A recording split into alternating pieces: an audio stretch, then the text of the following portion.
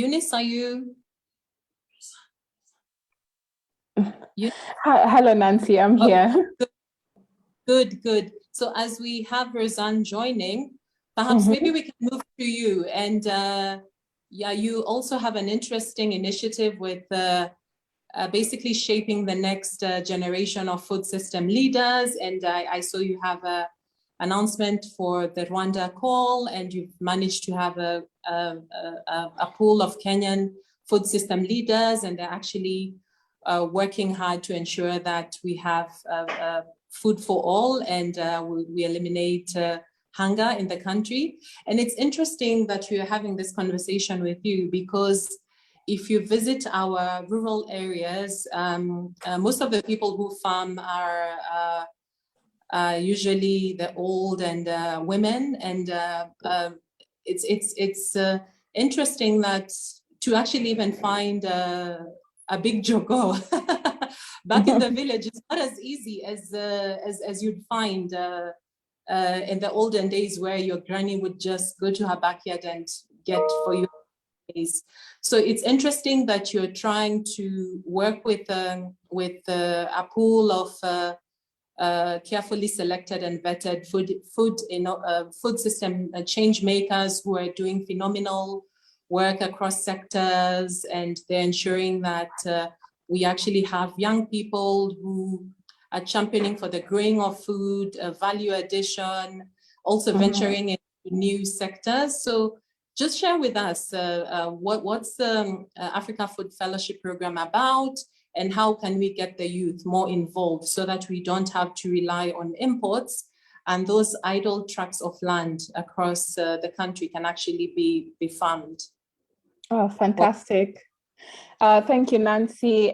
Pleasure to be here. So the African Food Fellowship is a very practical, collaborative, visionary leadership initiative.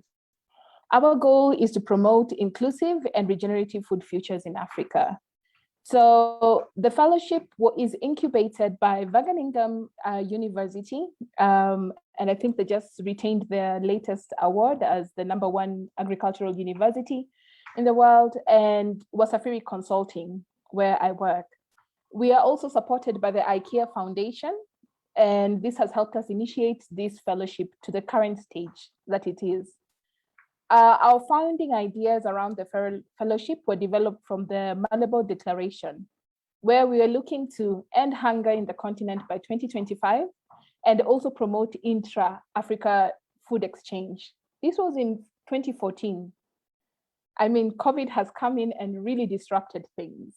And this is why now our focus of our fellowship is looking at solutions that respond to the needs in this post-COVID or during COVID world.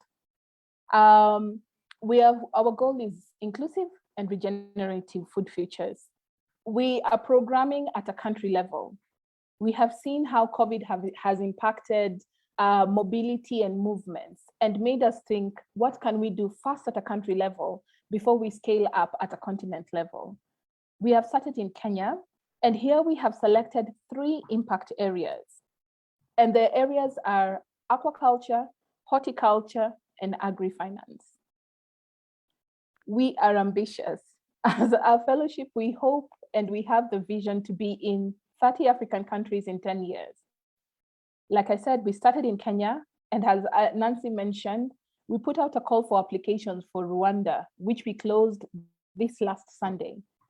We hope to open our doors in Rwanda in November this year. Our selection process is ongoing. So just to tell you a little bit, to give you a taste of the Kenya cohort, our Kenya cohort comes from the 3 impact areas I mentioned: horticulture, aquaculture, and agri-finance. They are very diverse. I think one of our panelists, Leah, would be happy to know that we also have someone from GAIN within our current cohort. Our cohort comprises of food systems leaders from the public sector, civic sector, private sector, formal and informal circles, who are working and pushing to ensure equitable availability and access to healthy and sustainable food for all. Just to give you a flavor of some of the profiles, we have a lecturer from Maseno University whose focus is on fisheries and aquaculture development. We have a representative from the East Africa Grain Council. We have a county agricultural officer. We have a cage farmer in Kisumu. We have representation from Syngenta Foundation, MasterCard Foundation. We have agripreneurs. We have the former Marketing Society of Kenya leads also in the cohort. Just to give you a sense of just the diversity. Our fellows are entrepreneurs working in organizations and also entrepreneurs in these spaces. They have active engagement in Kenya.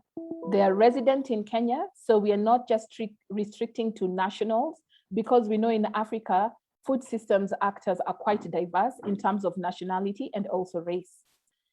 Also, we are looking at gender components, making sure that we make the opportunities accessible to all genders. The age restriction, we have capped it at 45. And what else can I say? This cohort is just passionate about transformation. So anybody who wants to join the fellowship has to be actively invested and resident in the country that they're applying in. We believe that this cohort will help shape the agendas and priorities of investment, policy, and action. Our fellowship current cohort in Kenya is 4 months old, and right now they are at the stage where they are crafting and shaping their system initiatives. I welcome any questions you may have on the fellowship. In the chat, I'm just going to put a quick snapshot of our current status and a link where you can get to see our current cohort of fellows. Like I said, we have a very ambitious vision to be in 30 countries, and I look forward to having members of NAC joining the fellowship, and let's continue advancing and transforming African food systems. Thank you.